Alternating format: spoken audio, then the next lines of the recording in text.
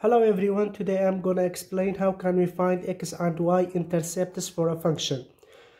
Look, we have the following function and we want to find the x and y intercepts.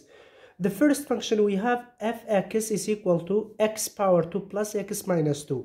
How can we find y-intercept and x-intercepts? Y-intercept, that means x is equal to 0. So we want to replace every variable x with 0. Then we can find the value of y. Let's start. Y is equal to replace every variable x with 0. Then we want to find the value of y, to find the y-intercept. 0 power 2 plus 0 minus 2. So y-intercept is equal to negative 2. So our point 0 and negative 2. Now, how can we find x-intercept for the same function? X-intercept, that means y is equal to 0.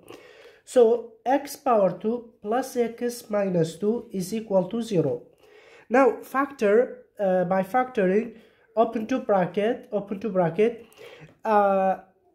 x and x, we are looking for two value. When we multiply together is equal to 2, but at the same time when we add these two numbers together we should get the midterm.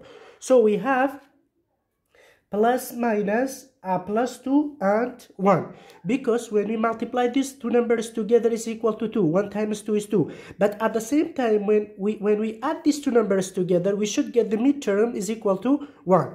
Now x plus 2 is equal to 0, or x minus 1 is equal to 0. So x is equal to negative 2, or x is equal to 1. So we have two x-intercept. The first one negative 2, 0, and the second one 1 and 0. That means that, what does it mean by y-intercept and x-intercept? X-intercept, that means the graph of our function passes through the x-axis, So now let's start to find the y-intercept and x-intercept for another function. F of x is equal to x power 2 square root 25 minus x power 2. Let's start with the easiest one, y-intercept.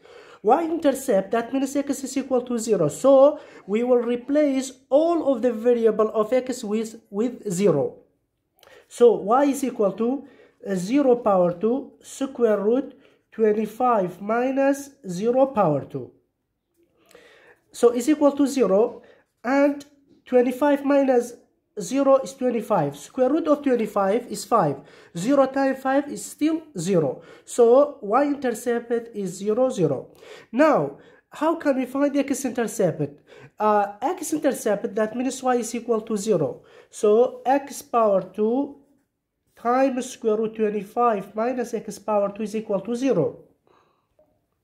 That means x power 2 is equal to 0, or square root 25 minus x power 2 is equal to 0. So x is equal to 0. By squaring both sides, we will get 25 minus x power 2 is equal to 0.